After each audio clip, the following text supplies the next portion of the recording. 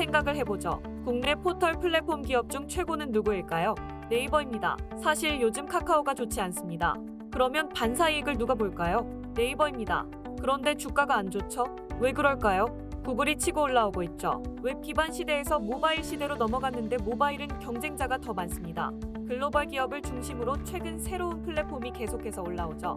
유튜브, 틱톡, 인스타그램, X 등 경쟁자가 점점 늘어나는데 국내에서만 1위라고 살아남을 수 있을까요? 그래서 투자자들이 고민이 많습니다. 네이버를 가지고 있을지 팔지 아니면 지금 주가 수준에서 사야 할지 증권가의 분석을 보겠습니다. 네이버의 2분기 실적은 좋았습니다.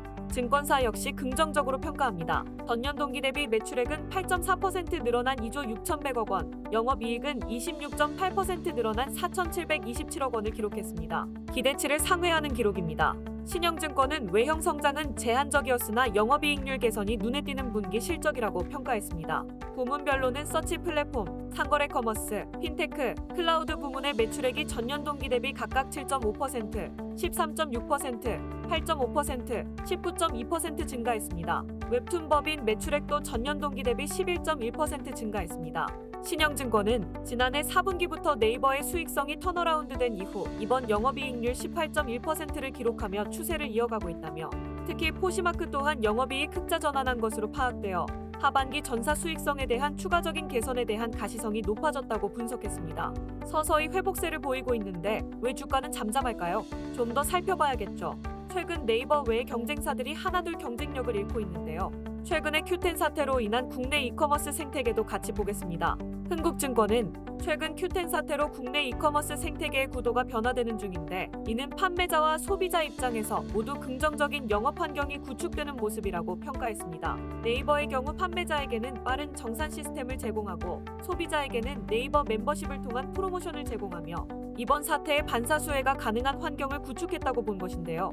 흥국증권은 이러한 환경 구축의 네이버 총 상품 판매액의 성장뿐 아니라 쇼핑 지면 광고의 성장으로 이어질 수 있을 것이라고 평가했습니다.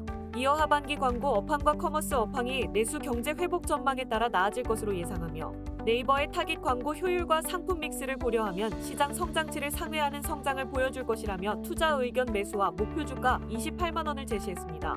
NH투자증권도 장기적으로 좋게 보았습니다. 경기 회복 시그널이 전혀 없음에도 불구하고 광고와 커머스가 양호한 실적을 보였다는 데 점수를 주었는데요. 비용 통제까지 잘 되고 있어 이익 레벨은 높지만 주가는 하락해 밸류에이션 매력이 있다고 평가했습니다. 이제는 주가 반등만 남았다고 전했네요. 교보증권은 네이버 앱 개편에 점수를 주었습니다. 네이버는 AI 기반 개인화 피드 확대를 추진하고 있는데요. 클립 콘텐츠 확충으로 네이버 앱 메인 일평균 체류 시간이 늘면서 광고 지면 확대가 서치 플랫폼 성장 증가로 이어지고 있다고 분석했습니다.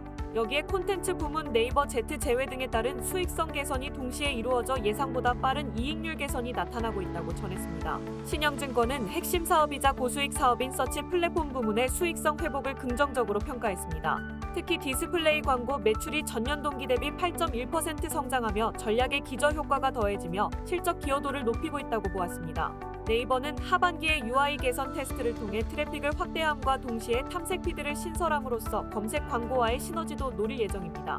IM증권도 광고 매출 반등이 하반기에 가속화될 것으로 보았습니다.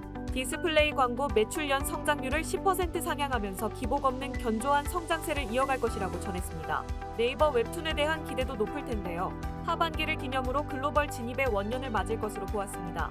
신영증권은 나스닥 상장을 통한 글로벌 엔터사와의 협업이 원활해지며 IP의 OSMU가 글로벌에서 지속적으로 나타날 것이라며 이를 통해 웹툰의 글로벌 침투율을 높일 수 있을 것이며 작품 감상수 및 웹툰 결제액 성장으로 이어질 것이라고 전망했습니다.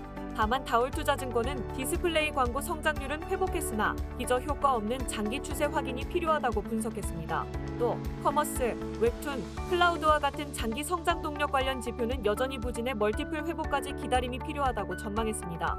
섹터 내 상대적 투자 매력도는 있지만 투자 포인트인 실적을 확인한 상황으로 단기 모멘텀은 없다고 보았네요.